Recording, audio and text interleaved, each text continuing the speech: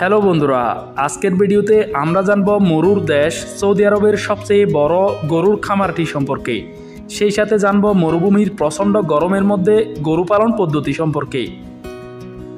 Saudi আরবের সবচেয়ে বড় গরুর খামারটি সৌদি আরব তথা পুরো মধ্যপ্রাচ্যের স্বনামধন্য খাদ্যপণ্য প্রস্তুতকারক প্রতিষ্ঠান আলমারাই কোম্পানির মালিকানাধীন। আলমারাই ডেইরি ফার্ম নামের এই খামারটি 1977 সালে সৌদি প্রিন্স মোহাম্মদ বিন সৌদ আল কবিরের উদ্যোগে মাত্র 350টি গরু দিয়ে শুরু হয়। আর বর্তমানে ফার্মটির বিভিন্ন ইউনিটে গরুর সংখ্যা 1,90,000-এরও বেশি।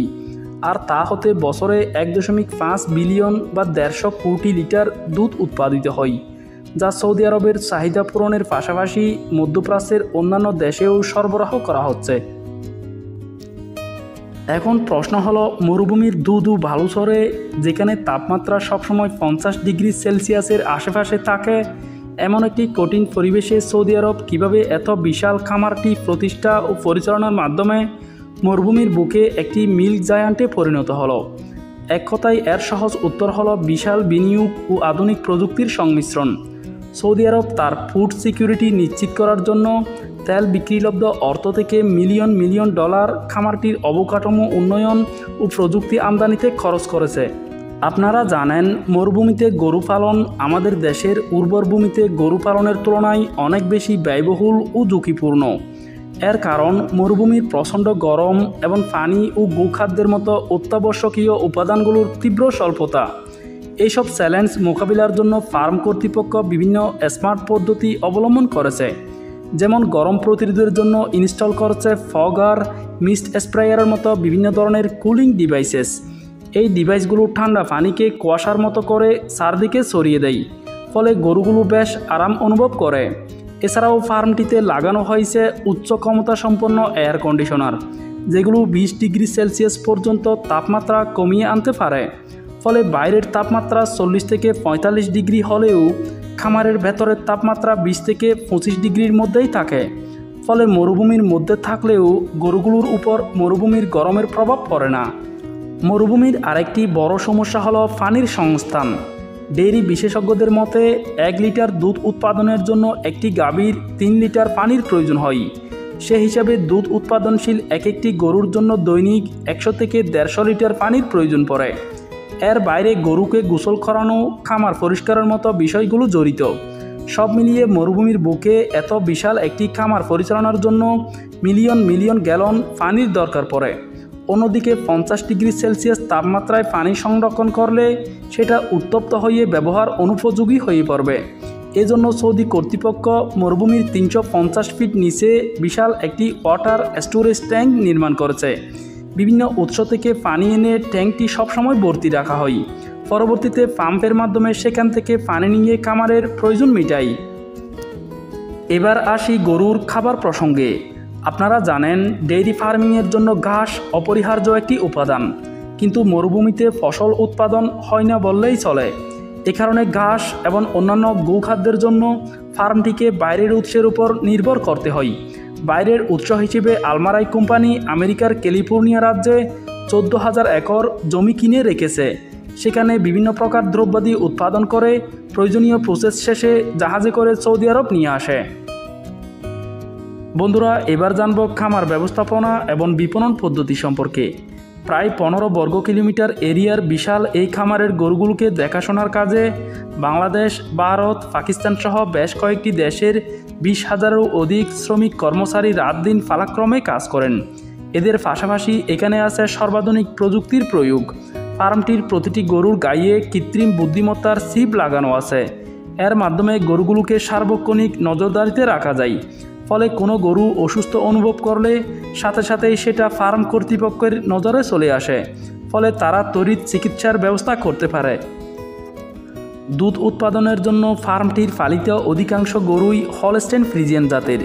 গরুগুলোকে 14 মাস বয়সে আর্টিফিশিয়াল ইনসিমিনেশনের মাধ্যমে গর্ভধারণ করানো হয়। 10 মাস গর্ভধারণ শেষে 24 মাস বয়সে গরুগুলো প্রথম বাছুর প্রসব করে। এরপর থেকেই শুরু হয় দুধ দেয়া। দুধ দেয়া শুরুর পরবর্তী 6 থেকে 8 বছর এরা একটানা দুধ দিতে থাকে।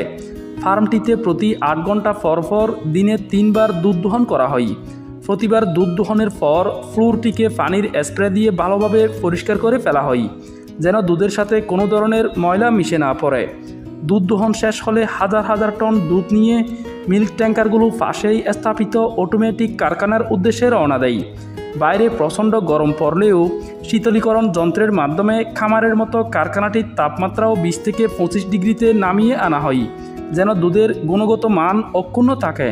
কারখানাটিতে দুধকে স্বয়ংক্রিয় মেশিনে পাস্তুরিত করে বোতলজাত করা হয়। এছাড়াও দুধ থেকে উৎপাদন করা হয় দই, লাবান, পনির, ক্রিম সহ হাজার রকমের পণ্য। পণ্যগুলো সৌদি আরবের পাশাপাশি অন্যান্য আরব দেশগুলোতেও সরবরাহ করা হয়। আলমারাই কোম্পানির রয়েছে 8000 রেফ্রিজারেটেড ট্রাক, যা সৌদি সহ পুরো মধ্যপ্রাচ্যে থাকা তাদের 55,000 বিক্রয় কেন্দ্রে দ্রুততম সময়ে পণ্য পৌঁছে দিতে ব্যবহৃত হয়। সৌদি আরব সহ মধ্যপ্রাচ্যে যারা থাকেন তারা প্রায় সবাই আলমারাই কোম্পানির পণ্য সম্পর্কে কম বেশি অবগত, কারণ আলমারাই কোম্পানির দুধ, দই, লাবান সহ অন্যান্য দুগ্ধজাত পণ্য মধ্যপ্রাচ্যে অনেক জনপ্রিয়। দুগ্ধজাত পণ্য ছাড়াও কোম্পানিটির বিভিন্ন প্রকার জুসও বাজারে রয়েছে। প্রতি বছর হজ ও উমরা পালনের জন্য যে বিপুল সংখ্যক বাংলাদেশি সৌদি আরব আসেন, তারাও সবাই কম বেশি আলমারাই কোম্পানির পণ্যের সঙ্গে পরিচিত। আলমারাই কোম্পানি বছরে 12 বিলিয়নেরও বেশি পণ্য উৎপাদন করে থাকে। এছাড়া তাদের পোলট্রি বিভাগের রয়েছে 200 মিলিয়ন চিকেন উৎপাদনের ক্ষমতা। বর্তমানে আলমারাই কোম্পানিতে প্রায় 3000 বাংলাদেশি কাজ করেন। বন্ধুরা, এবার আমরা জানব মধ্যপ্রাচ্যের আরেক সম্পদশালী দেশ সংযুক্ত আরব আমিরাতের সবচেয়ে বড় উটের খামার ক্যামেলিসিয়াস সম্পর্কে। ক্যামেলিসিয়াস মধ্যপ্রাচ্যের তো বটেই, পুরো বিশ্বের মধ্যেই সবচেয়ে বড় উটের খামার।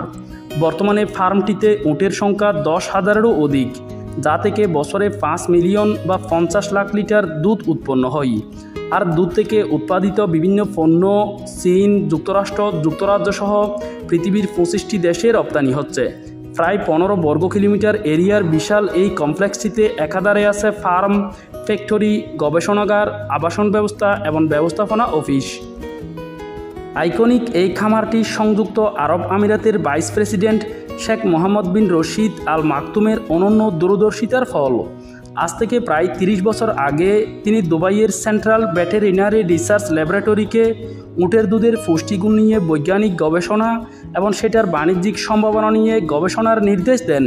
সেই সূত্র ধরেই 2003 সালে 25টি উট নিয়ে খামারটির যাত্রা শুরু হয় এবং 2006 সালের দিকে এটি প্রথমবারের মতো উৎপাদনে আসে। এরপর থেকেই খামারটির উটের সংখ্যা ক্রমান্বয়ে বাড়তে থাকে। বর্তমানে খামারটিতে উটের সংখ্যা 10,000 এবং আগামী 5 বছরের মধ্যে সেটাকে দ্বিগুণ করে 20,000-এ উন্নীত করার লক্ষ্যমাত্রা নির্ধারণ করেছে ফার্ম কর্তৃপক্ষ। মরুভূমিতে উট পালন গরু পালনের তুলনায় বেশ সহজ, কারণ উট প্রকৃতিগতভাবে মরুভূমির প্রাণী। তাই গরুর মতো উটের খামারের জন্য কোনো শীতাতপ নিয়ন্ত্রক যন্ত্রের প্রয়োজন হয় না। তবে উটের প্রোডাক্টিভিটি গরুর তুলনায় খুবই কম। একটি গরু 2.5 থেকে 3 বছরের মাথায় দুধ দেওয়া শুরু করলেও উট দুধ দেওয়া শুরু করে 6 বছর বয়সে।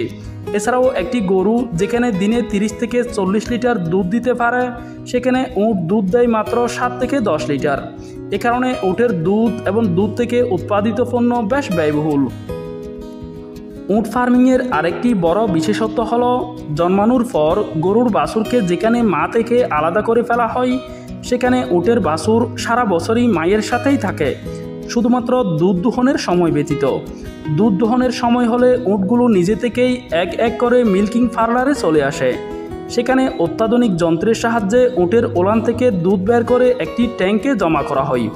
পরবর্তীতে সেই দুধকে প্রসেস করে plain milk, flavoured milk, long life milk, baby formula, chocolate, ice cream, ঘি, প্রোটিন বার সহ প্রায় 40 ধরনের পণ্য তৈরি করা হয়, যা মার্কেটে অত্যন্ত চড়া দামে বিক্রি হয়। খাদ্যপণ্য ছাড়াও প্রতিষ্ঠানটি উটের দুধ থেকে সাবান, শ্যাম্পু, স্কিন ক্রিমের মতো বিভিন্ন ধরনের প্রসাধনী সামগ্রীও তৈরি করে, যার গ্রাহক মূলত বিত্তশালী লোকেরা। প্রতিষ্ঠার পর থেকে ক্যামেলিসিয়াসকে কখনও পিছনে ফিরে তাকাতে হয়নি। প্রতি বছরই প্রতিষ্ঠানটি 20 থেকে 25% হারে প্রবৃদ্ধি অর্জন করে চলেছে। 2018 সালে যেখানে প্রতিষ্ঠানটির নেট প্রফিট ছিল $30 মিলিয়ন, সেখানে 2022 সালে সেটা $50 মিলিয়ন ছাড়িয়ে যায়। অর্থ উপার্জনের পাশাপাশি প্রতিষ্ঠানটি পরিবেশের ভারসাম্য রক্ষায়ও সচেষ্ট। পরিবেশের জন্য ক্ষতিকর জীবাশ্ম জ্বালানির উপর নির্ভরতা কমাতে প্রতিষ্ঠানটি 3.7 মেগাওয়াটের বিশাল একটি সোলার পাওয়ার প্ল্যান্ট নির্মাণ করেছে, যা হতে পুরো প্রতিষ্ঠানের 80% বিদ্যুতের চাহিদা পূরণ হয়। এছাড়া সম্প্রতি জার্মানির একটি প্রযুক্তি কোম্পানির সহায়তায় থার্মাল প্রযুক্তি ব্যবহার করে উটের গোবরকে জ্বালানি শক্তিতে রূপান্তর করার একটি প্রজেক্টও শুরু করেছে ক্যামেলিসিয়াস। বর্তমান বিশ্বের সর্ববৃহৎ এবং সর্বাধুনিক এই উটের ফার্মটির উটগুলোকে দেখাশোনা, দুধ দোহন এবং দুধ থেকে উৎপাদিত পণ্য বিপণন কার্যক্রমের সাথে বিভিন্ন দেশের 740 জন কর্মী নিয়োজিত আছেন।